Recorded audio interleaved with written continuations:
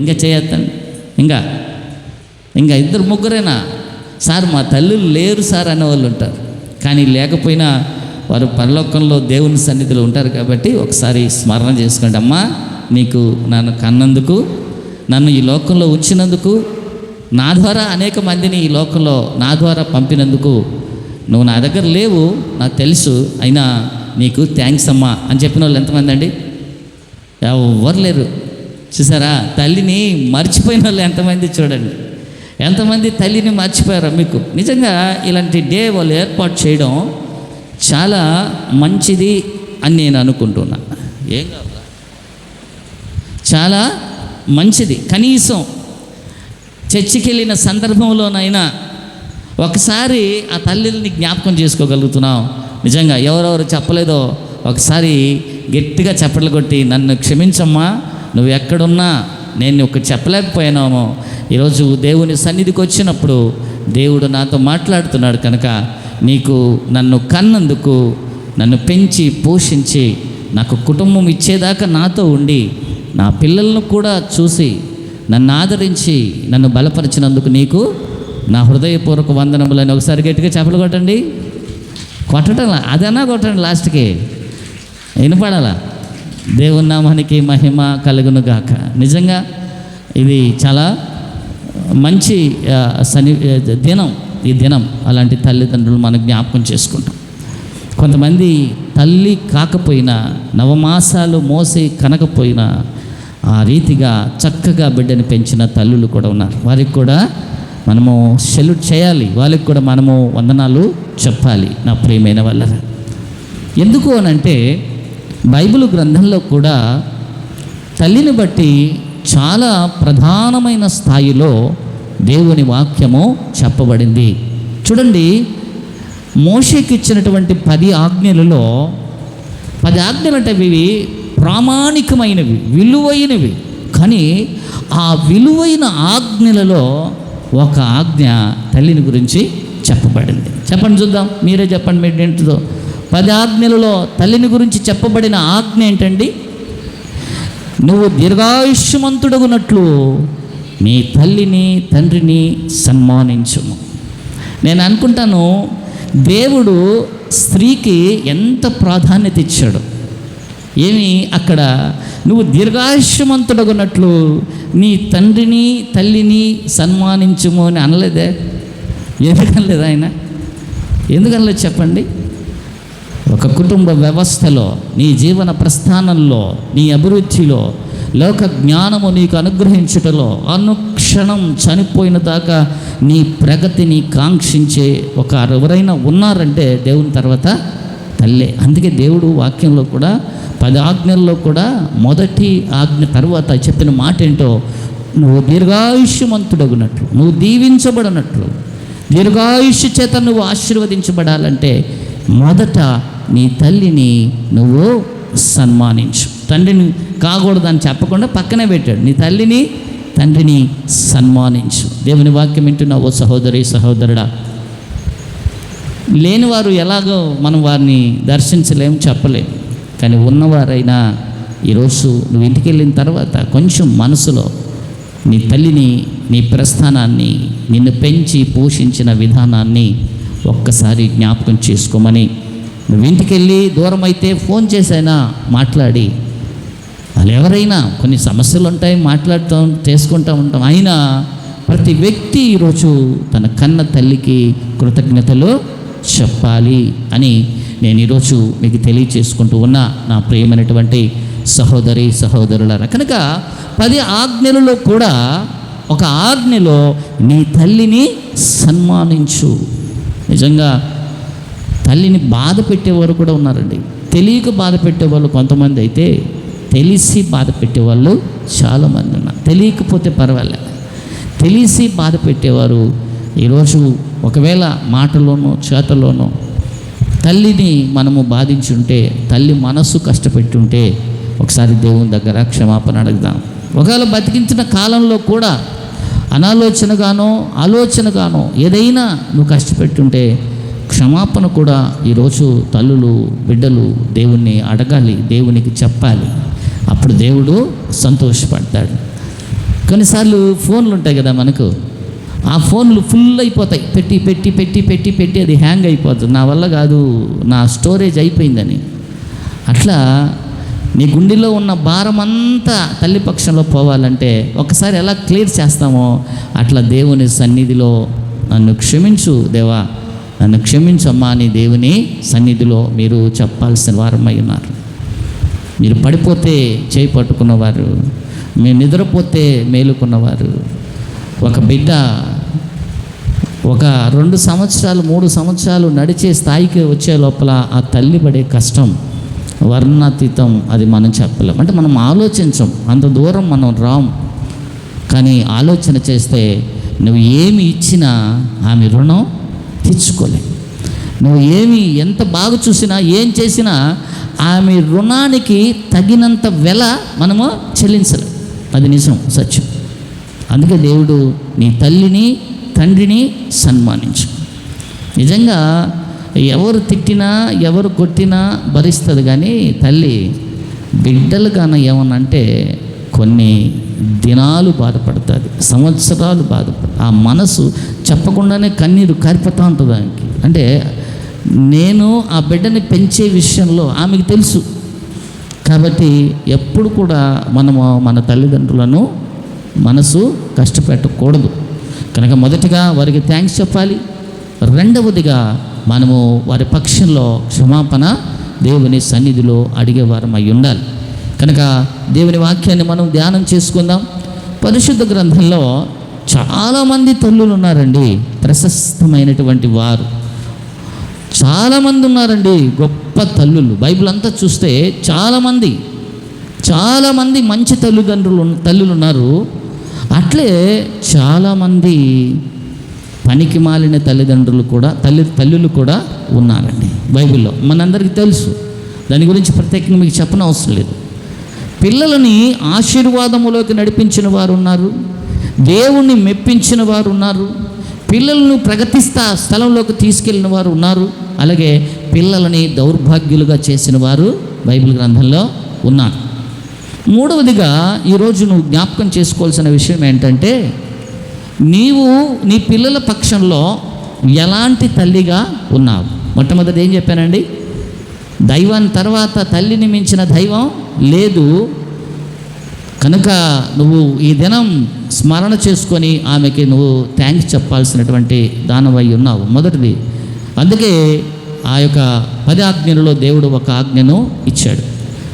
రెండవది, ఒకవేళ తెలిసో తెలియకో ఆ తల్లి పక్షంలో మనం ఏదైనా మన జీవన యాత్రలో ఆమె మనసు కష్టపెట్టుంటే నీ తల్లిని నువ్వు ఉంటే క్షమాపణ అడగాలి, లేకపోతే దేవుని సన్నిధిలో క్షమాపణ నువ్వు అడగాలి. రెండవది.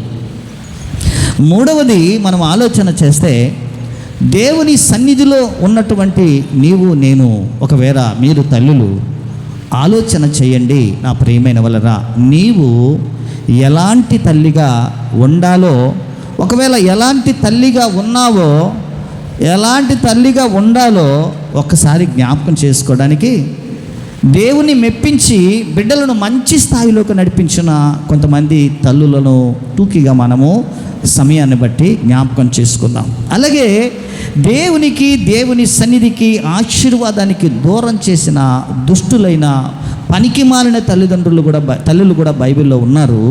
వారిని కూడా ఈరోజు మనం జ్ఞాపకం చేసుకొని మనలను మనము స్వపర్శ చేసుకొని దేవుని సన్నిధిలో దేవునికి ఇష్టమైన విధానంలో మనముంటూ మన పిల్లలని పెంచి పోషించాలని, వారు ఏ స్థాయిలో ఉన్న ఆ రకమైన ఆలోచనలు కలిగి వారిని ముందుకు తీసుకెళ్లాలని ఈరోజు దేవుడు కొంతమందిని మన మధ్యకు తీసుకొని వస్తూ ఉన్నాడు. అలాగే వాక్యం వింటున్నటువంటి పిల్లలు కూడా తల్లి ఎంత ప్రామాణికమైనదో గొప్పదో గుర్తుంచుకోవాలి. రెండవది, లేకపోతే ఉంటే వారికి వాళ్ళు క్షమాపణలు చెప్పాలి.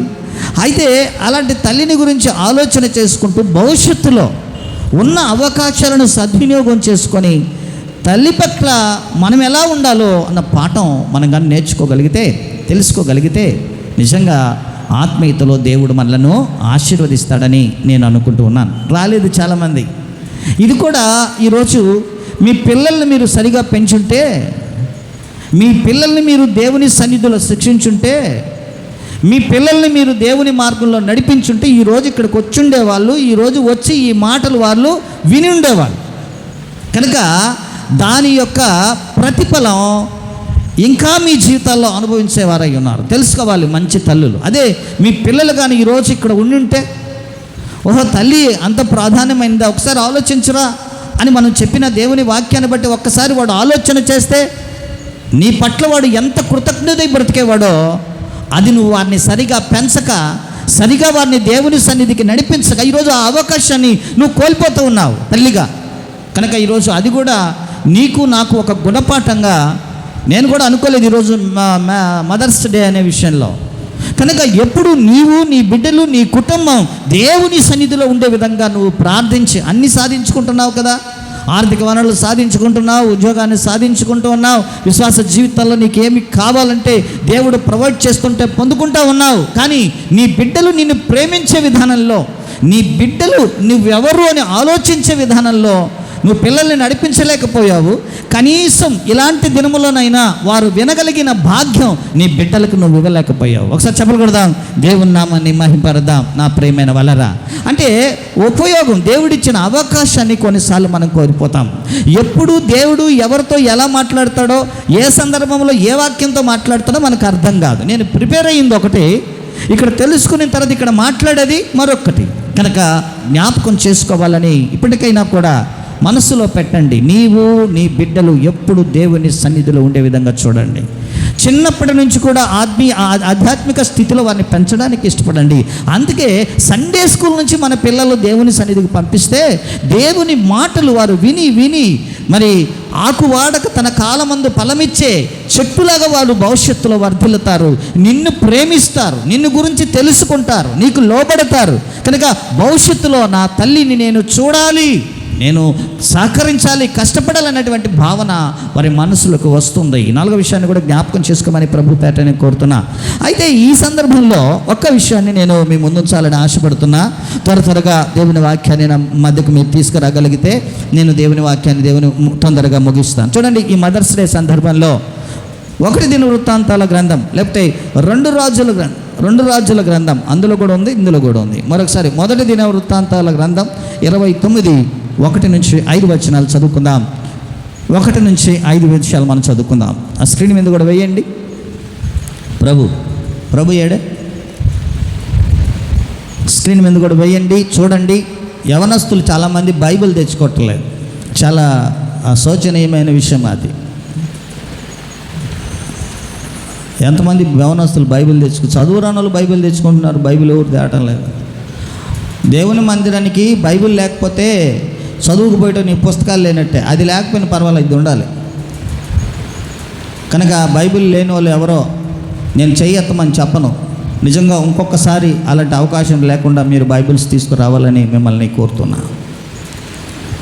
ఈ సమయంలో చదవండి ఆ మాటలు. తరువాత రాజైన దావీదు సర్వసమాజముతో 1 దినవృత్తాంతాల గ్రంథం 29:1-2. హిజ్కియా ఏలనారంభించినప్పుడు 25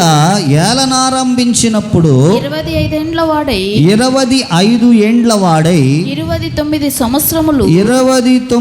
సంవత్సరములు యెరూషలేములో పరిపాలించెను. అతని తల్లి జకర్యా కుమార్తె, ఆమె పేరు అబియా. ఇంకొక మంచి తల్లిని మీకు పరిచయం చేస్తున్నా, మీకు తెలిసినటువంటి ఒక మంచి తల్లి. ఇక్కడ నుంచి నువ్వు వెళ్ళేటప్పుడు నేను మంచి తల్లినా కాదా, ఒకవేళ లేకపోతే మంచి తల్లిగా మార్చబడతాం. ఎప్పుడు నువ్వు మంచి తల్లిగా ఉంటావో నీ బిడ్డలు అప్పుడు నిన్ను మంచి తల్లిగా గుర్తిస్తారు. దాన్ని ఒకసారి జ్ఞాపకం చేసుకుందాం. కనుక ఇక్కడ అబియా అనేటువంటి ఒక స్త్రీ, అబియా పేరు గుర్తుపెట్టుకోండి, అబియా. దావీదు చర్య అంతటి ప్రకారము, బాగా చదవాల. అతడు తన పితరుడగు దావీదు చర్య అంతటి ప్రకారము యెహోవా దృష్టికి యథార్థముగా ప్రవర్తించను. హిజ్కియా గురించి మాట్లాడుకుంటున్నాం. కుమారుడు, తల్లి ఎవరండి? అబియా. గుర్తుపెట్టుకోండి. తండ్రి ఎవరు? అక్కడ రాయబడి చదువు. అతడు ఉమ్. తన ఏలుబడి యందు ఉమ్. మొదటి సంవత్సరము మొదటి నెలను ఉమ్. యెహోవా మందిరపు తలుపులను తెరిచి తెరచి వాటిని బాగు చేసి వాటిని బాగు చేసి యాజకులను ఆ, లేవీయులను ఆ. పిలవనంపి ఆ. తూర్పుగానున్న రాజు వీధిలో ఉమ్. వారిని సమకూర్చి ఉమ్. వారికి ఇలాగు ఆజ్ఞ ఇచ్చెను. ఉమ్. లేవీయులారా, లేవీయులారా నా మాట నా ఆలకించుడి. మాట ఆలకించుడి. ఇప్పుడు మిమ్మును ఉమ్. మీరు ప్రతిష్ఠించుకొని ఉమ్. మీ పితరుల దేవుడైన యెహోవా మందిరమును ప్రతిష్ఠించి ఆ. పరిశుద్ధ స్థలంలో నుండి నిషిద్ధ వస్తువులన్నిటినీ బయటకు కొనిపోవుడి. ఆ, మన పితరులు ఆ. ద్రోహులై మన దేవుడైన యెహోవా దృష్టికి ఆ. చెడు నడతలు నడిచి ద్రోహులై మన యెహోవా దృష్టికి చెడుతనము నడిచి ఆయనను విసర్జించి ఆయను విసర్జించిది. ఆయన నివాసమును పెడముఖము పెట్టుకొని ఆ. దానిని అలక్ష్యము చేసి దానిని అలక్ష్యము చేసిరి. ఎవరంటున్నారంటే ఈ మాట? యవ్వనస్తుడైనటువంటి హిజ్కియా అంటున్నాడు. యవ్వనస్తుడిగా 25 ఇయర్స్లో ఆయన యూదా రాజుగా రావడం జరిగింది. అప్పుడు రాజైన తరువాత ఆ చిన్న వయసులో ఉన్నటువంటి 25 ఇయర్స్లో ఉన్నటువంటి ఆ వ్యక్తి చేసినటువంటి మొదటి పనులు, రాజైన వెంటనే పరిపాలన ఎలా ఉంటుంది, వాళ్ళు ఎలా ఉన్నారు, వీళ్ళు ఎలా ఉన్నారు, ఎవరు మంచోళ్ళు ఉన్నారు, ఎవరు ద్రోహులు ఉన్నారు, ఎంత ఆర్థిక వనరులు వస్తూ ఉన్నాయి, ఏంటి మన పరిస్థితి, ఎలా పరిపాలించాలి, నాకు ఎవరు సహాయం చేస్తారు, లేకపోతే రాజు అయిపోయాను కదా ఎలా వాటిని అనుభవించాలి, ఎలా వివాహం చేసుకోవాలి, ఏ స్త్రీని పెళ్లి చేసుకోవాలి, లేకపోతే ఎంతమందిని చేసుకోవాలో, ఈ రకంగా రాజులైన వారు చరిత్రలు చూస్తే అసలు రాజైన వారికి ఎంతమంది భార్యలు ఉన్నారో, ఎంతమంది బిడ్డలు ఉన్నారో అర్థం కాని పరిస్థితుల్లో బైబిల్ గ్రంథంలో చాలామంది రాజులు ఉన్నారు. కానీ ఈ యవ్వనస్తుడు 25 ఇయర్స్ అప్పుడు రాజైన వెంటనే మొట్టమొదటిగా అతడు చేసినటువంటి పనిని బట్టి ఈరోజు అబియా ఎంత గొప్ప తల్లో మనం అర్థం చేసుకోవచ్చు. అబియా ఎంత మంచి గొప్ప తల్లో మనం ఈరోజు బైబిల్లో చాలామంది ఉన్నారు. వారిలో ప్రత్యేకించి అబియా అనేటువంటి ఒక తల్లి ఎంత ప్రశస్తమైనదో, ఎంత శ్లాఘనీయమైనదో, ఎంత కీర్తనీయమైనదో ఈరోజు దేవుని వాక్యం వింటున్న ఈ సందర్భంలో మదర్స్ డేలో నువ్వు జ్ఞాపకం చేసుకోవాలని ప్రభు పేరిట నేను కోరుతూ ఉన్నా. ఎందుకు ఆమెను గురించి అంతగా హెచ్చించి మీకు చెప్తున్నానో తెలుసా? ఆ పిల్లవాడు రాజైన వెంటనే దేవుని మందిరము విషయములో దృష్టి నిలిపాడు. దేవుని విషయాలలో మొట్టమొదటిగా రాజైన వెంటనే అక్కడ నుంచి ఇంకే పనులు లేవు. అక్కడ ఏం రాశాడండి? రాజైన వెంటనే యెహోవా మందిరపు తలుపులను తెరచి అందులో ఉన్న నిషిద్ధమైన వస్తువులన్నిటినీ బయట పారవేసి మరి విగ్రహములన్నిటినీ పడగొట్టి మన పితరులైన మరి రాజులైన వారు మన పితరులు యెహోవా దృష్టికి హేయకరమైన కార్యాలు చేసి దేవుని ఆశీర్వాదాన్ని పోగొట్టుకున్నారు కనుక తిరిగి మన దేవుడైన యెహోవాను సేవించున్నట్లు దేవుని మందిరాన్ని పరిశుద్ధపరచండి, మీరు పరిశుద్ధులు కండి, దేవుణ్ణి ఆరాధించండి, దేవుని బిడ్డలుగా బ్రతకండి అని మొట్టమొదటిగా ఆయన తీసుకున్న స్టెప్, మొట్టమొదటిగా ఆయన తీసుకున్న నిర్ణయం దేవుని విషయంలో అన్న విషయాన్ని జ్ఞాపకం చేసుకోండి. నేను అనుకుంటున్నాను అంత విశ్వాసం, అంత భక్తి, అంత నమ్మకం దేవుని పని విషయంలో తనకున్నటువంటి ఆసక్తి చూసినప్పుడు అతనికి కనపడలేదు, కానీ అతని వెనక ఉన్న తన తల్లి మనకు కనపడుతుంది. ఆయన మనకు కనపడలే.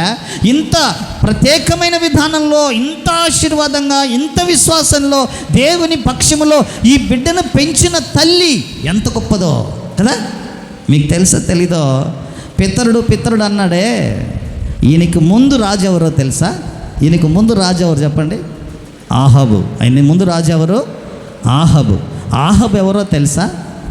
సాక్షాత్ ఇతని తండ్రి. ఒకసారి చెప్పలు కొడదాం, దేవుని నామాన్ని మహింపరుద్దాం. ఆహాబు ఇతని కన్న తండ్రి. అంటే ఇతని కంటే ముందు రాజుగా ఉన్న వ్యక్తే ఆహాబు. ఆహాబు కుమారుడే హిజ్కియా. జాగ్రత్తగా వినండి, ఆలోచించండి నా ప్రియమైనటువంటి సహోదరులారా. కనుక తండ్రి ఎలాంటి వాడో తెలుసా? ఆ తండ్రి పరిపాలనలో ఒక్కొక్క దాన్ని దేవుని మందిరాన్ని తలుపులు తెరిచాడంటే తండ్రి మూసేశాడు. తండ్రి ఏం చేశాడు? దేవాలయపు తలుపులను మూసేశాడు. విగ్రహములను ఆరాధించే విధంగా ప్రతి చోట విగ్రహాలు నిలిపాడు. లాస్ట్కి భారతదేశంలో చెట్లకి ఎలాగో గుడ్డలు కట్టి కుంకుమ పూసి ఆరాధిస్తున్నారో కనబడిన చోటంతా చెట్ల కింద ఆయన బలులు అర్పించనని బైబిల్ గ్రంథంలో రాయబడింది. వాళ్ళ నాన్న సాక్షాత్ వాళ్ళ తండ్రి చెట్లను సైతము ఆరాధించే విధంగా ప్రజలను పురిగొలిపినటువంటి వ్యక్తి. దేవుడి చేత ఎన్నుకోబడినటువంటి ఆహాబు యూదులను పరిపాలించడానికి దేవుడు ఏర్పాటు చేసిన ఆహాబు ఏం చేశాడు తెలుసా? దేవునికి వ్యతిరేకమైన జీవితాన్ని జీవించాడు. దేవుని కార్యాలకు అడ్డు తగిలాడు. నా ప్రియమైన వారి దేవాలయపు తలుపులను మూసేశాడు. విగ్రహారాధనను ప్రేరేపించాడు. దుష్టమైన పనికిమాలిన స్థాయిలోకి తను బ్రతికాడు. ప్రజలను నడిపించాడు అని దేవుని వాక్యము సెలవిస్తూ ఉంది. కనుక ఒకవేళ నేను చెప్పేది అర్థమైతే ఒకసారి చూడండి. మొదటి దినవృత్తాంతాల గ్రంథం 29వ అధ్యాయము మొదటి నుంచి ఒక 5 విషయాలు మనం చదువుకుందాం. చదవండి. అదేనా ఇందాక చదివి. తరువాత రాజైన దావీదు సర్వ సమాజం క్షమించడమ్మా. 2 దినవృత్తాంతాల గ్రంథం 28:1. 2 దినవృత్తాంతాల గ్రంథం. ఆహాజు ఏలనారంభించినప్పుడు 20 సంవత్సరముల వాడై యెరూషలేములో 13 సంవత్సరములు ఏలెను. 13 సంవత్సరములు పరిపాలించును. అనగా హిజ్కియా తండ్రి. అతడు తన పితరుడైన దావీదు వలె యెహోవా దృష్టికి యథార్థముగా ప్రవర్తించలేదు. చూడండి, అక్కడ రాయబడిన మాట. అంటే దేవునికి వ్యతిరేకంగా బ్రతికాడు కన్న తండ్రి. అయితే దేవునికి అనుకూలంగా బ్రతుకుతున్నాడు కుమారుడు. ఏంటి దానికి దీనికి ఉన్నటువంటి తేడా? ఎందుకు అతడు దుష్టుడుగా బ్రతికాడు, దేవునికి వ్యతిరేకంగా బ్రతికాడు? మరి అతని కొడుకు అతని దగ్గరే బ్రతుకుతూ ఎందుకు దేవునికి ఇష్టడుగా బ్రతికాడు? ఎలా బ్రతకగలిగాడు? మధ్యలో ఎవరున్నారండి? వారది అబియా అనేటువంటి ఒక తల్లి ఉంది కనుక మనం జ్ఞాపకం చేసుకోవాలి. ఇంకా చూడండి, ఈయన గురించి 2 దినవృత్తాంతాల గ్రంథము 28:19, 28:4 ఈ 2 వచనాలు చదవండి. ఈ ఆహాబు ఎంత పనికిమాలిన వాడో, ఎంత దుష్టుడో మరి మనకు అర్థమవుతుంది. చదువుమా తర్వాత. 2 దినవృత్తాంతాలు 28:19, 28:4. ఆహాజు యూదా దేశమును దిగంబరిగా చేసి యూదా దేశము దిగంబరిగా చేశాడు. అంటే ఆ మాటను బట్టి అర్థం చేసుకోండి. దిగంబరి అంటే హీనుడు, పనికిమాలిన వాడు, ఏమీ లేనివాడు. అక్కడ మనుషుల గురించి మాట్లాడటం లేదు. యూదా దేశమంతటిని దిగంబరిగా చేసెను అంటే విశ్వాసములో భ్రష్టులుగా చేసినటువంటి రాజు ఆహాబు రాజు. అంటే యూదులంటే భక్తి కలిగిన వారు, యూదులంటే విశ్వాసానికి మెట్టి నిల్లువారు. కానీ ఆ రాజ్యాన్ని పరిపాలించే రాజు అలాంటి విశ్వాసులను దిగంబరులుగా చేశాడంట. అలాంటి విశ్వాసులకు విశ్వాసమే లేకుండా చేశాడంట. అవిశ్వాసులుగా మార్చాడంట. విగ్రహారాధికులుగా మార్చాడంట. దిగంబరులుగా వారిని చేసేసాడంట ఆహాబు రాజు. ఒకసారి ఆలోచించమని ప్రభు పేట నేను కోరుతున్నా. కన్న తండ్రి ఎలాంటి స్వభావము కలిగిన వాడు. తర్వాత చూడమ్మా, అతడు ఉన్నత స్థలములలోను కొండల మీదను కొండల మీదను ప్రతి పచ్చని చెట్టు కింద బలులు అర్పించను. చెట్లకి బలులు అర్పించినటువంటి స్థాయికి వెళ్ళిపోయాడు ఆయన. అంటే విగ్రహారాధన అంతగా పోషించాడు. యూదా రాజు అయ్యుండి కూడా ఆహాబు నా ప్రియమైన వాళ్ళరా, నిజంగా విశ్వాస జీవితంలో కొంతమంది విశ్వాసులు కూడా అలాగా చాలా తగ్గు స్థాయికి వచ్చేస్తూ ఉన్నారు. నేను కొన్ని విషయాల్లో హైందవుల ఉండి కూడా దేవుణ్ణి నమ్ముకున్న తర్వాత వాళ్ళల్లో ఉన్న విశ్వాసం, వాళ్ళల్లో ఉన్న నమ్మకం పురాతన కాలము నుంచి క్రైస్తవులైనా కొంతమందికి లేదు. అది నిజం, సత్యం. మధ్యకు ఒక మాట చెప్పాలంటే సమయం వచ్చింది కాబట్టి, మరి మా భార్య తమ్ముని భార్య, ఆమె పేరు నాగరత్నమ్మ, ఇక్కడే ఉందామె. నాగరత్నమ్మ పేరే నాగపాము, మేము నాగరత్నమ్మ అని పెట్టుకున్నాం. వాళ్ళ నాన్న పూజారి కదా, పేరు నాగరత్నమ్మ కానీ సుహాసినిగా మార్చుకుంది కనుక. అయితే ఆ అమ్మాయి మొన్నటి దినం మా మిస్సెస్ వాళ్ళు ఇల్లు కడుతున్నారు, దాదాపు చాలా పెద్ద ఇల్లు అది కడుతున్నారు. ఓపెనింగ్ కోసం ప్రయాసపడుతూ పాలు ఎప్పుడు పొంగిస్తారు అంటే, ఆంటీ మనం పాలు పొంగించుకొడతాం. ఒకసారి చెప్పలు కొడదాం, దేవుని నామాన్ని మహిమపడతాం. అది నేను తప్పు అని చెప్పలేదు, అదొక సింబల్గా మనం పెట్టుకుంటాం. అయినా విశ్వాస పరిమాణంలో ఏ స్థాయికి వెళ్ళిపోయిందో ఒకసారి మనం ఆలోచింపజేసింది మనసును కూడా. కానీ పాలు పొంగినట్లుగా మన కుటుంబం పొంగాలి అని ఒక ఆశ, అది తప్పైతే కాదు, లేదని బైబిల్లో ఎక్కడ లేదు, ఉందని కూడా లేదు. అయితే మనుషులం కాబట్టి ఒక మనస్తత్వం, ఒక ఆశ కలిగి ఉంటాం, మానవులం కాబట్టి సమాజంలో. అయితే దేవుని బిడ్డలైతే అది కూడా చేయకూడదు, అది హైందవుల ఆచారం. నిజంగా వండర్ఫుల్. అంటే నేను ఎందుకు చెప్తున్నానంటే, నా ప్రియమైన వాళ్ళ అభియా తండ్రి అంటే సొంత భర్త అంత దుర్మార్గుడైనా, అంత విగ్రహారధికుడైనా ఆయన పరిపాలించేది. కానీ ఆయన పరిపాలనలో, ఆయన ఆధీనములో దేశం దిగంబరిగా మారిపోయినా తన బిడ్డను మాత్రం పరిశుద్ధుడిగా పెంచింది. ఒకసారి చెప్పలు కొడదాం, దేవుని నామాన్ని మహిమపరదాం. అంటే ప్రతికూల పరిస్థితుల్లో కూడా సొంత భర్త ఇంట్లోనే ఉంటాడు. ఇంట్లో కొంతమంది పూజ చేస్తే కొంతమంది ఒప్పుకోరు, దశంభాగం ఇస్తే కొంతమంది ఒప్పుకోరు. కనుక ఇంట్లో హింస, ప్రార్థనకు వస్తే ఇంకా రాలేదేమి, అన్నం వండి పెట్టకుండా అని తిడతారు. రకరకాలుగా బాధించే వాళ్ళు ఉన్నారు సాతాను వల్ల చేరి. కానీ ఇక్కడ ఆ ప్రతికూల పరిస్థితుల్లో కూడా ఆ దుష్టుని యొక్క భర్త దగ్గర ఉంటా కూడా విగ్రహారాధన వాళ్ళని ఆరోపించినోడు ఇంట్లో విగ్రహారాధన పెట్టుండా? ఖచ్చితంగా పెట్టుంటాడు. ఆరాధించాలి, పూజించాలి అని చెప్పుంటాడు భార్యకి. కానీ తను లొంగలేదు. తన బిడ్డని అలాంటి అపవిత్రతలోకి వెళ్ళడానికి ఆమె ఛాన్స్ ఇవ్వకుండా ఎంత కేర్ఫుల్గా, ఎంత జాగ్రత్తగా పెంచిందో. రాజైన వెంటనే దేవాలయపు తలుపులు తెరచి అందులో ఉన్న అపరిశుద్ధమైన వాటిని అన్నిటినీ బయలు పారదోలి మరి సంపూర్ణంగా దేవాలయాన్ని పరిశుద్ధపరిచి యాజకులందరూ భయపడుతూ మురిగిపోయి, యాజకత్వమే లేదు, సేవే లేదు, మూసేశాడు. కానీ యాజకులు లేవీయులందరినీ పిలిపించి, ఇదిగో మన పితరులు చేసినటువంటి, మా తండ్రి చేసిన అతిక్రమం దావీదు చేసినట్లుగా అతను చేయకుండా దేవునికి వ్యతిరేకంగా బ్రతికాడు, ఆ సత్యం నాకు తెలుసు, మనకు తిరిగి దేవాలయపు తలుపులు తెరవండి, ఆరాధన ప్రారంభించండి, శక్తి వంచన లేకుండా నిరాటంకంగా మీరు దేవుని సువార్తను ప్రకటించండి అని ప్రకటించిన ప్రకటన చూస్తుంటే తన తల్లి ఎంతగా హిజ్కియాను పెంచిందో ఒకసారి మనము ఆలోచన చేయాల్సినటువంటి వారం అయి ఉన్నాం. నా ప్రియమైన వాళ్ళ, నీ బిడ్డల పరిస్థితి ఏంటి? కలిసిపోతుంటే కలిసిపో, వెళ్ళిపోతుంటే వెళ్ళిపో, నేనేం చెయ్యాలి?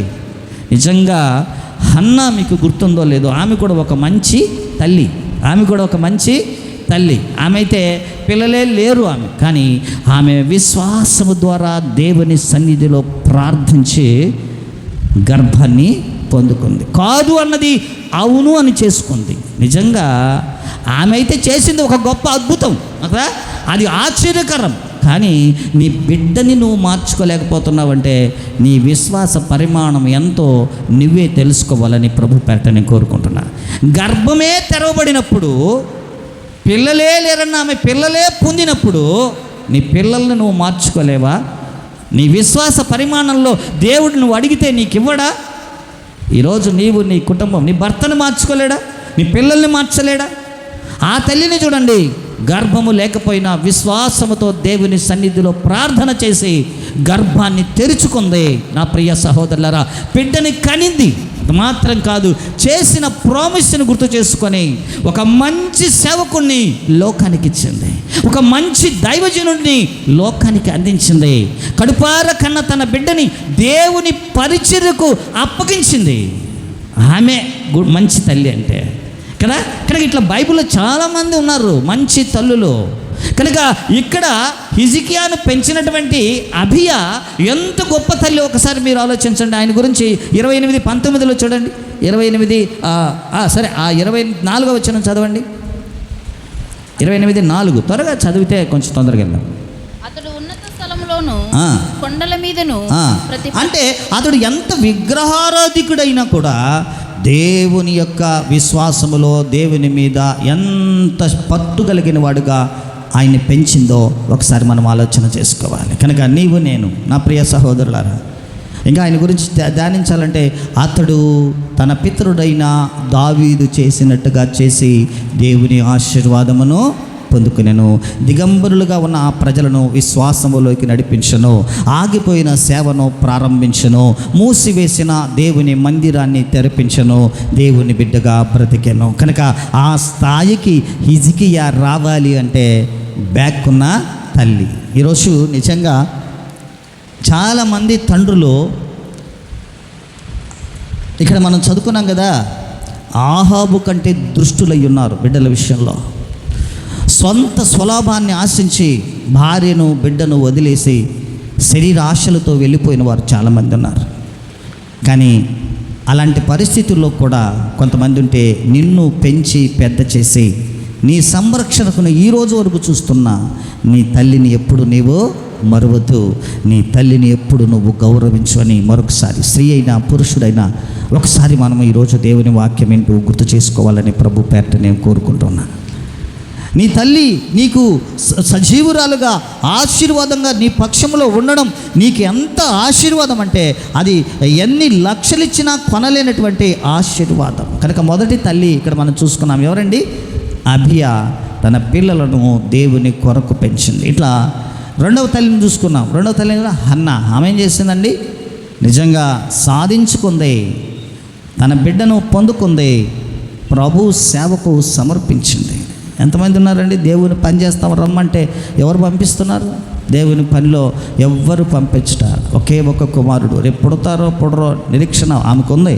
కానీ అన్న మాట ప్రకారము పరిచర్యకు తన బిడ్డనే ఇచ్చేసింది. ఎంత గొప్ప తల్లి అండి! ఈరోజు ఆయన ద్వారా ఎంత పరిచర్య జరిగిందో మీకు తెలుసు నా ప్రియమైన వారు. చరిత్రలో ఒక గొప్ప సేవకుడుగా, యాజకుడుగా సమూయేలుని మనం చూస్తున్నాం. దావీదుని బ్లెస్ చేసిన వాడుగా, దావీదుని రాజుగా చేసిన వాడుగా మనకు కనపడతాడు. కనుక ఒక తల్లి అయితే తన బిడ్డను పరిచర్యకు అందించి సేవను ప్రోత్సహించింది. ఒక తల్లి అయితే అదే దేవుని సేవలో ప్రతికూల పరిస్థితుల్లో కూడా బిడ్డలను పెంచగలిగింది. ఇట్లా బైబిల్ గ్రంథంలో ఎంతోమంది మనకు కనపడతారండి నా ప్రియమైన వాళ్ళరా. ఎంతోమంది అతల్య అనేటువంటి ఒక స్త్రీ కనపడుతుంది బైబిల్ గ్రంథంలో 2 రాజులు 11:1. ఆమె ఎటువంటి చాలామంది అంటే దేవునికి ఇష్టమైన వారు, దేవుణ్ణి ప్రేమించేవారు. లోయ అనేటువంటి ఒక స్త్రీ ఉందండి. 2 తిమోతి గ్రంథం మరి 1:5 చదవండి. 2 తిమోతి 1:5. అక్కడ చూడండి, ఒక స్త్రీ కనబడుతుంది, మంచి తల్లి మనకు కనబడుతుంది. చదువమ్మా. ఇంకొకరు చదవండి, నిర్గమాకాండం 2:1-10. నేనే చెప్పేస్తాను, సమయం లేదు కదా మీరు చదివే లోపల. ఇక్కడ మరి నిర్గమాకాండము 2:1-10 చదివితే అక్కడ యాకేబు అనే ఒక స్త్రీ కనబడుతుంది. ఆమె ఎవరు చెప్పండి చూద్దాం. యాకేబు చెప్పరా? ఎవరా? యాకేబు అంటే మోషే తల్లి. ఎవరండి? మోషే తల్లి. అయితే బిడ్డలందరినీ, మగవాళ్ళందరినీ చంపేయమన్న సందర్భంలో తన ప్రాణాన్ని సైతం మరణానికి అప్పగించి ఆ సందర్భంలో మోషేను సంరక్షించి పెంచిన తల్లి. ఆమె తల్లి చూడండి. అంటే ప్రతికూల పరిస్థితుల్లో కూడా మరణమే దగ్గర కనబడితే చంపేస్తారు, పెంచిన వాళ్ళు కూడా చంపేస్తారు. కానీ ఆ సమయంలో తన బిడ్డని రక్షించుకున్న స్త్రీ, ఉపద్రవం నుంచి కాపాడుకున్న స్త్రీ, తన బిడ్డ ప్రాణానికి బదులు తన ప్రాణాన్ని అప్పగించడానికి సిద్ధపడి మోషేని కాపాడుకున్న తల్లి ఆ తల్లి. ఒకసారి నువ్వు జ్ఞాపకం చేసుకోండి నా ప్రియమైన వాళ్ళరా. కనుక మోషే ఈరోజు ప్రవక్తగా మరి ఆయన ముందుకు వెళ్ళాడంటే తన జీవితంలో గొప్ప ప్రవక్తగా. ఇక్కడే కాదు, ప్రతి దైవికమైన ప్రతి గ్రంథంలో కూడా, ఖురాన్లో కూడా మూసా అనేటువంటి పేరుంది. మోషే అని మనం అంటాం. మూసా ఒక గొప్ప ప్రవక్త. ఆ యొక్క ఖురాన్ పవిత్ర గ్రంథంలో మూసా రాసినటువంటి గ్రంథం చాలా ప్రాముఖ్యమైంది. 5 కాండాలు మరి ఆ ఖురాన్ గ్రంథంలో కూడా ఉన్నాయి. కనుక అట్టి మూసాను దేవునికి సమర్పించి, దేవునికిచ్చి, దేవుని ద్వారా ముందుకు నడిపించిన స్త్రీ విశ్వాసములో ఆమె. కనుక నీవు ఎలా ఉన్నావు ఒకసారి నువ్వు ప్రశ్న చేసుకోవాలి. అలాగే ఇందాక నేను చదివాం కదా 2 తిమోతి 1:5. ఆమె పేరు లోయి. చదవమ్మా. బైబిల్ చదవలేకపోతున్నారు మీరు. 2 తిమోతి 1:5. నా ప్రార్థనలు ఎందు ఎడతెగక నిన్ను జ్ఞాపకం చేసుకొనుచు నీ కన్నీళ్లను తలుచుకొని నాకు సంపూర్ణ ఆనందం కలుగుటకై నిన్ను చూడవలనని రేయింబగళ్ళు అపేక్షించుచు నీ యందున్న నిష్కపటమైన విశ్వాసం. 2:1-5 నుంచి అందులోనే ఉంది సార్. ఆ విశ్వాసం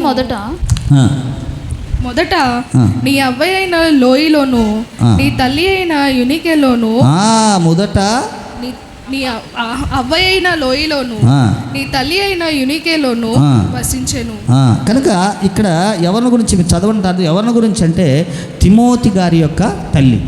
నిజంగా అప్పుడైతే ప్రవక్తల కాలం, నవీన యుగంలో కూడా అపోస్తలుడైన పౌలు సువార్త పరిచర్య చేస్తున్న సందర్భంలో కూడా ఒక మంచి విశ్వాసి అయిన భక్తిపరుణ్ణి లోకానికి దేవునికి అందించిన స్త్రీ ఎవరంటే ఇక్కడ నాకు రాయబడింది ఆమె పేరు. నా ప్రియమైన వాళ్ళరా, జ్ఞాపకం చేసుకోమని ప్రభు పేట కోరుతున్నాను. నీ బిడ్డలు దేవుని పరిచర్యలో ఉండాలి. ఎప్పుడైతే ఎందుకు చెప్తున్నానంటే, దేవుని పరిచర్యలో నీ బిడ్డలు ఉంటే ఆటోమేటిక్గా లోకంలో కూడా వాళ్ళు వర్ధిల్లుతారు, లోకంలో కూడా వాళ్ళు ఆశీర్వదించబడతారు, లోకంలో కూడా వారు జ్ఞానవంతులై ఉంటారు.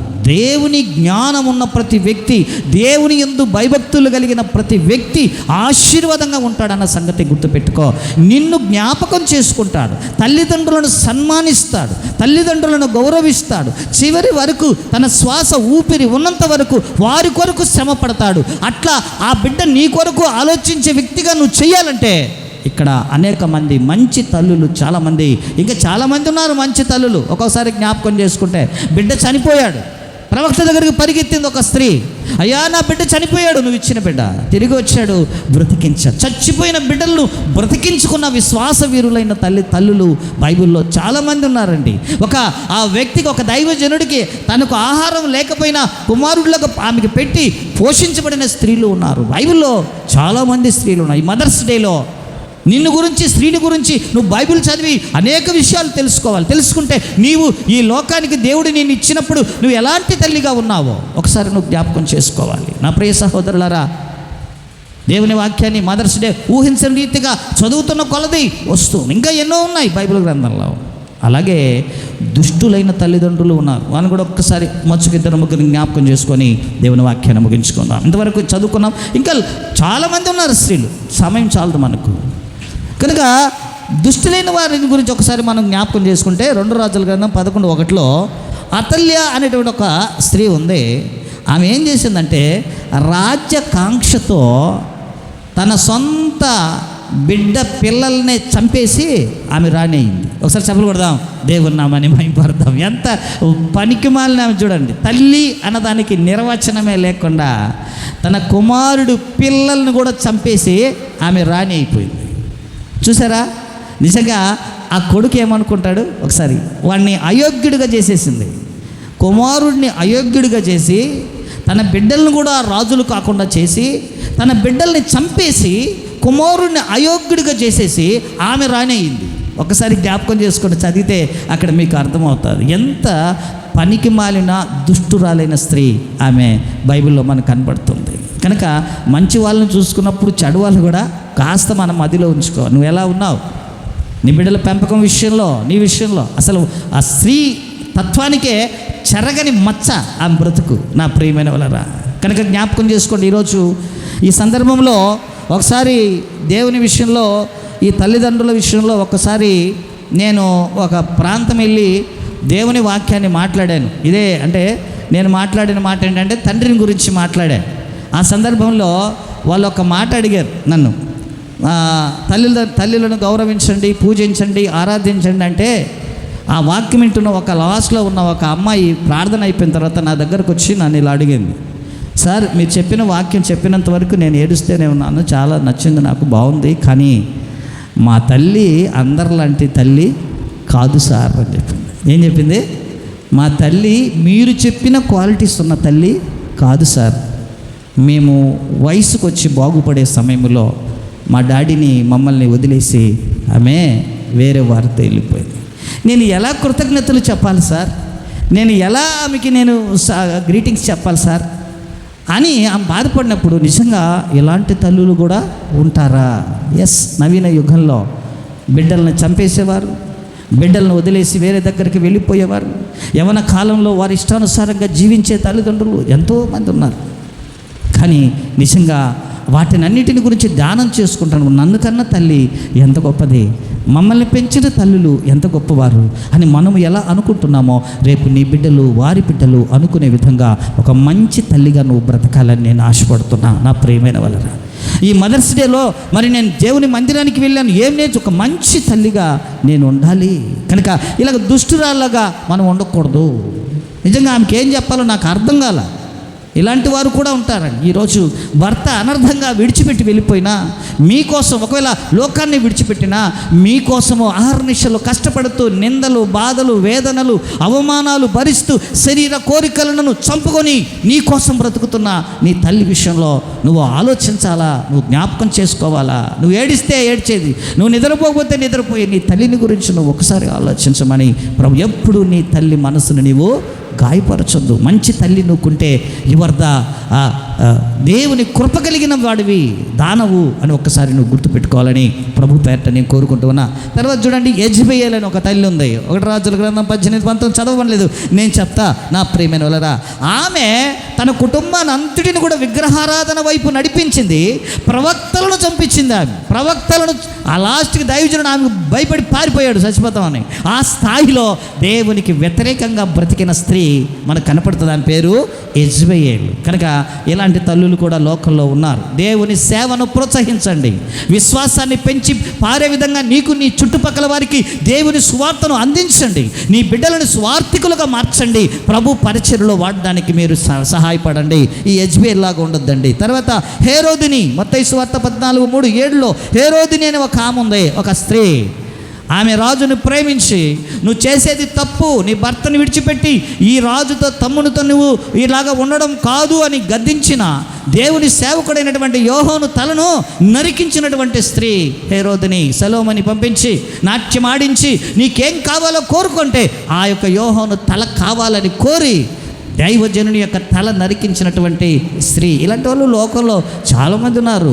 నీవు అలాగ ఉండకూడదని ఈరోజు దేవుడు నీతో నాతో మాట్లాడుతున్నాడు. ఇంకా చూడాలంటే యోబు భార్య చూడండి, యోబు భార్య సుఖాన్ని అనుభవించింది, క్షేమంగా ఉన్నది, ఆరోగ్యంగా ఉన్నది, అన్ని అనుభవించింది. కష్టం వచ్చినప్పుడు విశ్వాసంలో యోబు నిలబడినప్పుడు ఒక్కసారి ఆయన దూషించి చచ్చిపో అన్నటువంటి స్త్రీ, చావురా నువ్వెందుకురా అన్నటువంటి స్త్రీ, చచ్చిపోరా నీ దేవుడేం దేవుడు అన్న స్త్రీ బైబిల్ గ్రంథాలు మనకు కనపడతారు. నా ప్రియమైన వాళ్ళరా, ఇలాగ అనేక మంది జీవితాల్లో. ఇంకొక మంది చెప్పమంటారా, రిబ్కా.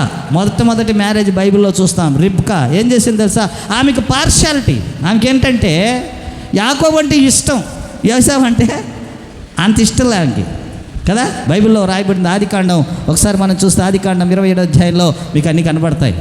కనుక ఏం చేసింది, కుమారుడికి దుష్టాలోచనలు ఇచ్చి తండ్రి దగ్గర నుంచి ఆశీర్వాదం తీసుకోవడానికి మోసం చేసి పంపించింది. గుర్తుందా మీకు? తెలుసా? యాకోబు పారిపోవడానికి కారణం అదే, లేకపోతే ఆయన హ్యాపీగా ఉండేవాడు. అలాగే రిబ్కా ఆలోచించి బిడ్డల గురించి తలుచుకొని చచ్చిపోవడానికి కారణము అదే. కనుక పార్షాలిటీ ఉండకూడదు తల్లికి. ఈరోజు వాక్యం వింటున్న లాస్ట్ మాట, నాకు కూతురే ఇష్టం. పాపం కొడుకు ఏమనుకుంటాడు చెప్పండి, మీరు చెప్పండి. నిజంగా నేను అనుకుంటాను, నా కూతురే ఇష్టం అన్నప్పుడు కొడుకు దగ్గర ఆ మాటలు మాట్లాడితే కొడుకు ఏమనుకుంటాడు? సరే నువ్వు ముసలిదానివి అవుతావు, నువ్వు ముసలిదానివి కాకుండా పోతావా, నీకు తలకు ఊరు పెడతారో బాక్స్ ఊరు తెస్తారో, నువ్వు ముసలిదానివి అయితే నీ కథ చూస్తా నేను, అప్పుడంటే కొడుకే మంచిదని అని అనుకోడా మనసులో? అనుకోడండి, చెప్పాలి మీరు ముగిస్తాం, అనుకోడా? కనుక బైబిల్ గ్రంథంలో ఒక స్త్రీని చూసినప్పుడు ఎవరూ గొప్ప కాదు, ఇద్దరు ఎంతమంది ఉంటే అందరినీ సమానంగా చూడాలి. రిబ్కా అలా చూడాల. ఆమె ఒక విధమైన స్త్రీ కనుక, ఆమె ఒక వెరైటీ మమ్మీ, ఆమె ఒక వెరైటీ మదర్. కనుక ఒకరినొకలాగా చూడకూడదు. ఎప్పుడు మాటలు కూడా మన జీవితాల్లో రాకూడదు, వారి మనసుల్లోకే రాకూడదు. కనుక ఎప్పుడైనా నా కొడుకే నాకు మంచిదన్నాం అనుకోండి, కూతురు ఉంటుంది, అప్పుడు నన్ను కనలేదా నువ్వు, నేను కాదా నీ కూతురుని, సరే నీకు కష్టం వస్తే అప్పుడు నీ కోడలు ఎంత చూస్తుందో, నీ కొడుకు ఎట్లా చూస్తాడో నేను చూస్తా అంటే అమ్మాయి. కనుక అట్లా మనిషి యొక్క జీవితాల్లో సమానంగా చూసే తల్లులుగా మనం ఉండాలి. అది కావాల్సింది. ఇట్లా చాలా ఉన్నాయి బైబిల్ గ్రంథాలు. ఇద్దరు సమానులే, ఇద్దరు సమాన దృష్టితో మనం చూడాలి. కనుక ఒక మదర్స్ డేకి ఎన్నిసార్లు చెప్పినా నీళ్ళు నిన్నటి వేరే నీళ్ళు తెచ్చిపెట్టాలి. కనుక ఒక మంచి తల్లిగా ఈరోజు మన ప్రధానమైన అంశం ఏంటంటే, ఒక మంచి తల్లిగా నువ్వు దేవుని దృష్టిలో, బిడ్డల దృష్టిలో నీవు ఉండాలి అని నేను మిమ్మల్ని కోరుకొని ఈ మదర్స్ డే ఈ విషయాలు మీతో నేను మాట్లాడుతున్నా. నా ప్రియ సహోదరులరా, జ్ఞాపకం చేసుకోండి, ఆలోచన చేయండి, నువ్వు ఎలాంటి తల్లిగా ఉండాలని ఇష్టపడుతున్నావు. అలాగే పిల్లలు కూడా తల్లులను ప్రేమించండి. నిజంగా నువ్వు దీర్ఘాయుష్యమంతుడగునట్లు నీ తల్లిని ఎంత దుష్టురాలైనా ఎంత ఇదైనా సరే. కానీ కొన్నిసార్లు నేను ఇందాక చెప్పాను కదా, ఈ విధంగా మరి ఉండే తల్లిని తల్లిగా నేను ఎలా ప్రేమించాలి అని అడిగే ప్రశ్నలోకి నీ జీవితం రాకూడదని ఈరోజు నేను చెప్తున్నా. ఎందుకు చెప్పండి, ఇందాకేం చెప్పాను, ఒక ఊళ్ళో వాక్యం చెప్తుంటే ఆ స్త్రీ పాప ఏడుస్తూ ఏం చెప్పింది, నువ్వు చెప్పిన మాటలు సత్యమే, కానీ మమ్మల్ని మా భవిష్యత్తుని విడిచిపెట్టి మమ్మల్ని అర్ధాంతరంగా వదిలేసి ఇంకొకరితో వెళ్ళిపోయిన ఆ తల్లిని ఎలాగ ప్రేమించమంటారు సార్, ఎలా గౌరవించమంటారు? అనునిత్యము నన్ను కష్టంలోకి తీసుకెళ్తే నా ప్రగతిని కాంక్షించని తల్లిని నేను తల్లిగా ఎలా గుర్తించేది, ఎలా ఆరాధించేది, ఆమెను ఎలా నేను కొనియాడేది అన్న ప్రశ్న వేరే వారు నిన్ను అడగకుండా ఒక మంచి తల్లిగా, సమానతత్వంలో బిడ్డల్ని ప్రేమించే తల్లిగా దేవుని దృష్టిలో నువ్వు ఉండాలని ఈ మదర్స్ డే రోజు దేవుడు నీతో నాతో మాట్లాడుతున్నాడు. పార్షాలిటీ ఉండకూడదు.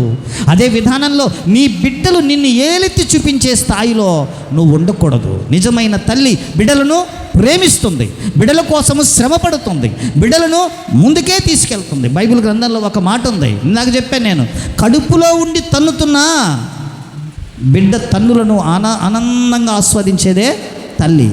నువ్వు తంతున్నవన్నీ నిన్ను కనకుండా ఉండలా, సంతోషంగా కనింది. నువ్వు ఏడిస్తే మొదట నువ్వు ఏడ్చినప్పుడు నిన్ను బట్టి నా బిడ్డ పుట్టాడని సంతోషించేదే తల్లి. నువ్వు బ్రతికి పెద్దవాడివై ఆమెను నువ్వు మాటలతో చేతలతో తంతున్నా, ఆమె మనసు నువ్వు గాయపరుస్తున్నా, ఆమె కడుపులోనే దాచుకునేదే తల్లి. కనుక జ్ఞాపకం చేసుకో. కనుక బిడ్డలు అలా ఉండాలి, తల్లులు పార్షాలిటీ లేకుండా సమానంగా అందరినీ ప్రేమిస్తూ, అదే విధానంలో నీవు ఇలాంటి తల్లిని నేను ఎలా ప్రేమించాలి అని వేరే వారిని అడిగే విధానంలో నువ్వు ఉండకూడదు. అది చెప్తున్నాను నేను. ఒక బిడ్డను ఒకలాగా, ఒక బిడ్డను ఒకలాగా. ఇంకొకటి, ఆ బిడ్డల భవిష్యత్తుని కాంక్షించక, సంతోషాన్ని ఆశించక, వారికి వ్యతిరేకంగా నువ్వు చేస్తున్న ప్రతి పనిని బట్టి ఎలా నిన్ను ప్రేమిస్తారు, ఎలా నిన్ను గౌరవిస్తారు. నా తల్లి అన్న ప్రేమ మమకారం రానికుండా నువ్వు నీ బిడ్డల పక్షంలో నీవు ఉండాలని ఈరోజు దేవుని వాక్యము సెలవిస్తూ ఉంది. అర్థం చేసుకుంటారా ప్రియమైన వాళ్ళరా? అర్థం చేసుకోండి. కనుక సమయం ఇప్పటికే ఎక్కువైంది కాబట్టి చాలా ఆలస్యంగా వచ్చారు. ఈరోజు కూడా నేను నిజంగా చెప్తున్నాను, 9:30కి ఆరాధనను ప్రారంభించాం. నిజం, ఎవరు రాకపోతే ఎలా ప్రారంభించాలో ఆలోచించండి. ఎండలు ఎక్కువ ఉన్నాయి, తొందర కావాలంటాం. తొందర కాకపోతే మీరు ఎక్కువ చేస్తున్నారో అని అనుకుంటారు. కానీ చేయకపోతే, దేవుని వాక్యం వినకపోతే ప్రయోజనం ఏంటి? కనుక ఈరోజు కూడా ఆలస్యం వచ్చారు. అయినా దేవుని వాక్యాన్ని కుదించుకొని నేను మీ ముందు 5 నిమిషాలు ఉంది, 11 అయింది. నా ప్రియమైన వాళ్ళరా, రేపు వారమైనా త్వరగా రావాలని మిమ్మల్ని కోరుకుంటున్నాను. కనుక ఈరోజు అంశాలు ఒకసారి జ్ఞాపకం చేసుకుందాం, దేవుని వాక్యాన్ని ఇంతటితో ముగించుకుందాం. మొదటి మాట ఏంటండి, ఈరోజు మదర్స్ డే అనగా తల్లికి బైబిల్ గ్రంథంలో దైవికంగా చాలా ప్రాధాన్య స్థానము ఇవ్వబడింది. కనుక నువ్వు దీర్ఘాయుష్యమంతుడగున్నట్లు నీ తల్లిని తండ్రిని సన్మానించు, తల్లిని ప్రేమించు. ఈ మదర్స్ డేలో మరొకసారి నీ తల్లిని జ్ఞాపకం చేసుకో, ఆమెకి థ్యాంక్స్ చెప్పు, ఆమె శ్రమను గుర్తించు, ఆలోచించు, ఆమె ఆశీర్వాదం తీసుకో. ఈ భూలోకంలో లేకపోతే మనసాక్షి ప్రకారము తల్లికి థ్యాంక్స్ చెప్పు.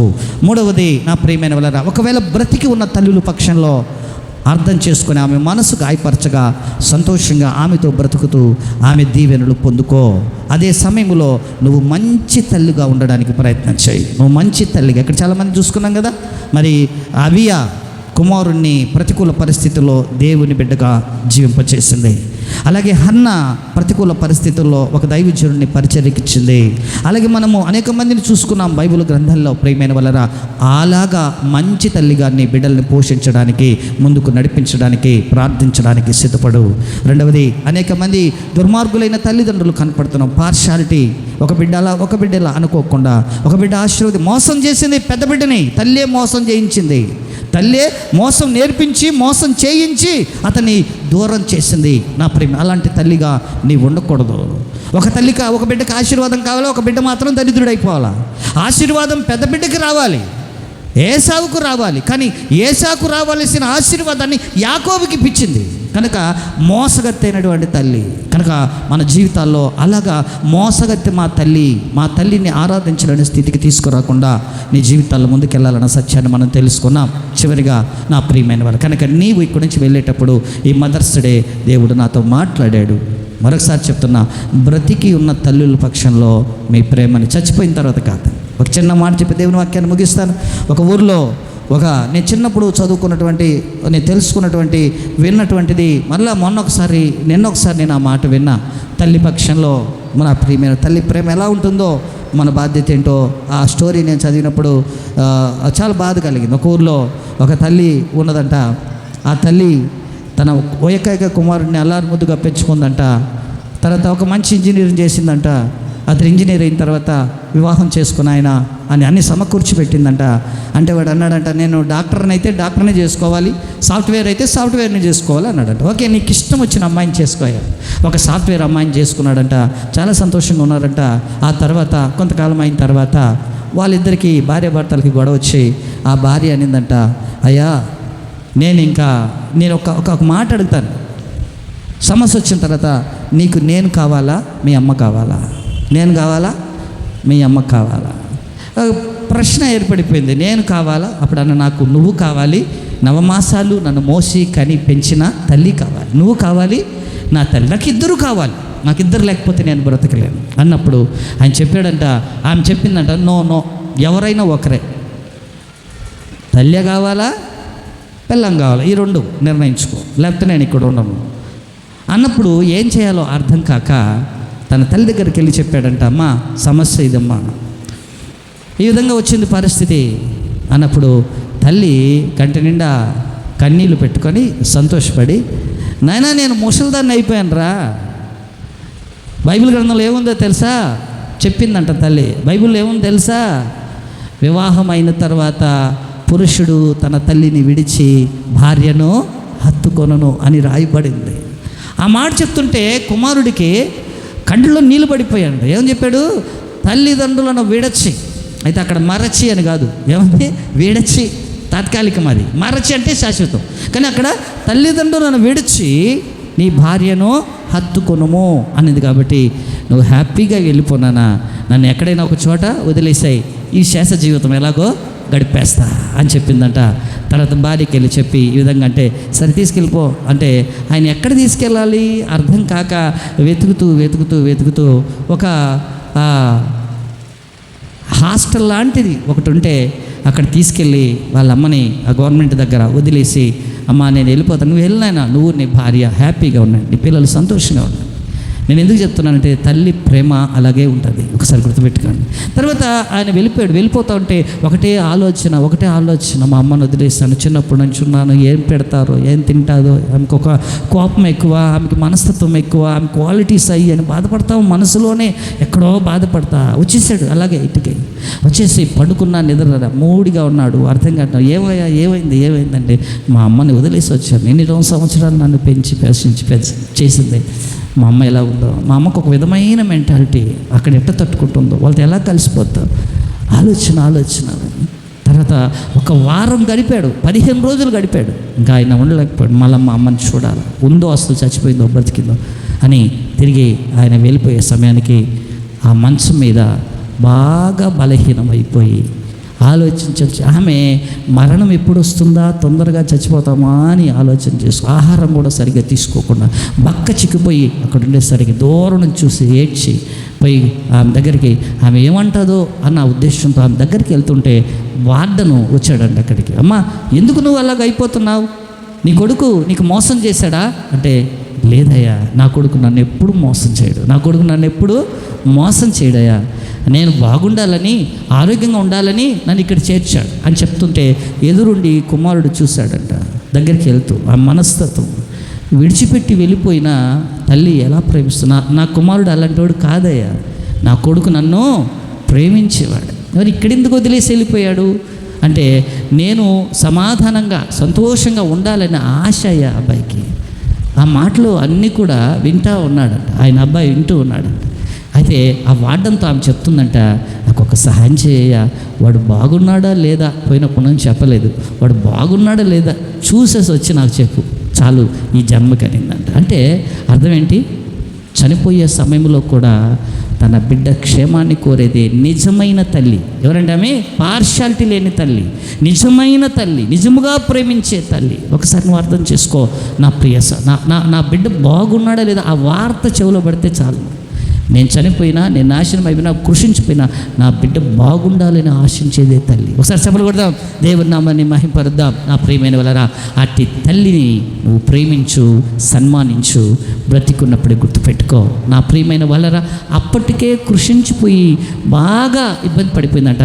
ఆ మాటలతో వాడు వెళ్ళి, మమ్మీ నేను వచ్చేసా, వెళ్ళిపోదాం రా, ఇంటికి వెళ్ళిపోదాం రా, ఇంకా నువ్వు ఇక్కడ ఉండడానికి అవసరం లేదు, ఏదైనా నా భార్యకి నేను చెప్పుకుంటా, నువ్వు వచ్చేసేయి, నువ్వు నా మీద అంత ప్రేమ నీకుంది మమ్మీ, వచ్చి వెళ్ళిపోతాం అని చెప్పేసి, ఏమైనా నేను బాగా చూసుకుంటాను చచ్చిపోయేటప్పుడు అని తీసుకొని వెళ్ళిపోతా ఉంటే వాళ్ళ తల్లి, వద్దు నాయన, నువ్వు బాగుండాలి, నువ్వు క్షేమంగా ఉండాలి, నువ్వు సంతోషంగా ఉండాలి అని చెప్తూ ఉన్నప్పుడు ఆ ఆవేశంలో తన తల్లిని అలాగే ఎత్తుకొని భుజం మీద తీసుకొని మరి తీసుకురావడానికి బయట వస్తుంటే ఆ ప్రేమను చూసిన తల్లి ఒకసారిగా సంతోషపడి చనిపోయిందంట. ఆయన భుజం మీదే చనిపోయింది. కారులో పెడుతుంటే ఆమె చనిపోయిందన్న. అప్పుడు కారులో పెట్టి చూసుకున్నా, అయ్యో నా తల్లిని నేను బాగున్నప్పుడు చూసుకోలేకపోయా, ఈరోజు చచ్చిపోయింది. శవం ఎత్తుకోబోతున్నా ఇంటికి. ఆ తల్లి ప్రేమని నేను బ్రతికినప్పుడు అర్థం చేసుకోలేకపోయా, ఆలోచించలేకపోయా, ఈరోజు చచ్చిపోయింది.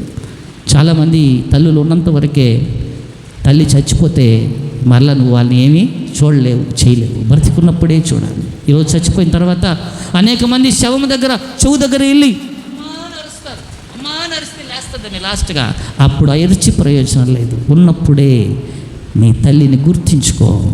నేను ఒక ప్రయోజకుడిగా, ఒక మంచి వ్యక్తిగా, నాలెడ్జ్ కలిగిన వ్యక్తిగా, ఒక ఉన్నతమైన స్థాయిలో 6 నిమిషాలు చచ్చిపోయి ఊపిరిదాగా నీ కోసం కష్టపడేదే అమ్మ, ఆమె తల్లి. ఒకసారి చెప్పలు కొడదాం, దేవుని నామాన్ని మహింపరుద్దాం.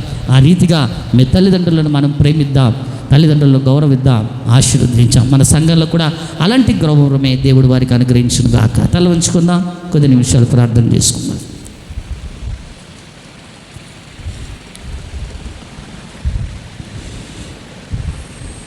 నాలుగైదు విషయాలు ఈరోజు మదర్స్ డే దేవుడు మనతో మాట్లాడాడు. జ్ఞాపకం చేసుకుందాం. ప్రియమైన వాళ్ళరా, అవును ప్రభువా, తల్లిదండ్రులను సన్మానించమన్నావు. నాకు మంచి తల్లిని, తండ్రిని ఇచ్చినందుకు నీకు స్తోత్రాలు. ఒకవేళ దుష్ట తల్లిని ఇచ్చుంటే దేవా, అమ్మ చేయబడింది కానీ వివాహ వ్యవస్థలో వారు కూడి ఉండకుండా ఉన్నప్పుడు, కన్యగా ఉన్నప్పుడు ఇది ఎలాగూ జరుగునని నీ మాటని నిర్లక్ష్యం చేయకుండా బాధలైనా సమస్యలైనా భరించి లోకరక్షకుడిని మాకు ఇచ్చింది ప్రభువా. లోకరక్షకుని మాకు దేవునిగా అనుగ్రహించింది ప్రభువా. అలాంటి మంచి తల్లులుగా నన్ను మార్చు. ఈరోజు నా బిడ్డలు దేవుని సన్నిధిలో లేరు. హన్నా ప్రార్థించి తనకు బిడ్డను పొంది దేవుని పరిచర్యకి ఇచ్చింది ప్రభువా. నా బిడ్డలను కూడా దేవుని పరిచర్యకి ఇవ్వడానికి సహాయం చేయి. నా బిడ్డల కొరకు ప్రార్థించి దేవుని సన్నిధికి నడిపించడానికి నాకు సహాయం చేయి అని ప్రార్థన చేసుకో. ఈరోజు మంచి వర్తమానం నాకు ఇచ్చావు యేసయ్య. దాని విషయమై కూడా నీకు లెక్క చెప్పాలి యేసయ్య. ఒక మంచి కూతురుగా, ఒక మంచి కోడలుగా, ఒక మంచి కుమారుడుగా, ఒక మంచి తల్లిగా, పిన్నిగా నన్ను ఉంచమని, అలాగే బిడ్డలు తల్లిని అర్థం చేసుకునే కృపని ప్రభువా మా సంఘం అంతటికీ ప్రసాదించు. చిన్న సంఘమే కానీ ఆత్మీయతలో మంచి సంఘంగా మా సంఘాన్ని దీవించమని, సంఘస్థులందరికీ మదర్స్ డే సందర్భంలో ప్రత్యేకమైన ఆశీస్సులు ఇవ్వమని యేసు నామమున అడుగుచున్నాము తండ్రి. ఆమేన్, ఆమేన్. దయచేసి కూర్చుందాం.